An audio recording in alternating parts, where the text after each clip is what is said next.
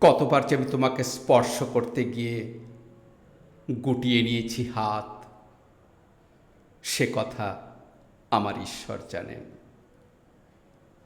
তোমাকে ভালোবাসার কথা বলতে গিয়েও কতবার যে আমি সে কথা বলিনি, সে কথা আমার ঈশ্বর জানেন।